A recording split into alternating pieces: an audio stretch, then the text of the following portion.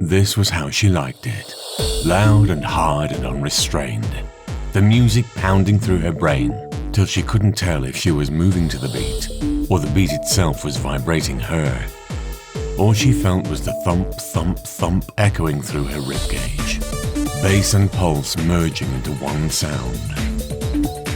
The guy's friend was still there, dancing vaguely at her with an angular lack of grace that suggested he'd been dead since the days of Funky Chicken. If he was a vampire, they'd have no problem. All Kramer would need to do was lean on this guy's shoulder and he'd crumple into a pile of bones. He had the wasted skinhead look and the sunken eyes of a junior Nosferatu. But Sam had seen this look too many times in daylight to figure it was blood this guy was on. The doctor will be back in a moment. "Look, I gotta go talk to some people," she shouted at the other guy over the thump thump.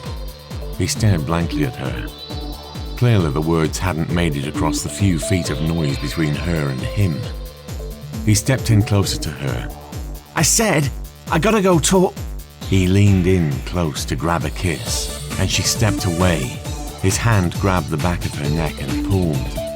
All she could see was his ear because his mouth was... and the thump thump of her heart in full fight or flight. Kicked the back of his knee the way the self-defense course taught. He's falling on her, but he's not letting go. Fingers round the sides of her ribcage like claws. She's falling with his teeth still locked in her throat. The back of her head on the dance floor, and him falling across her, fingernails stabbing into her back as she fell on them, and the waves of realization beginning to... Hey, wait a minute, something's wrong. That's real blood, and the two guys pulling the vampire off her throat as the crowd surged around her and her throat was still flowing. The music stopped.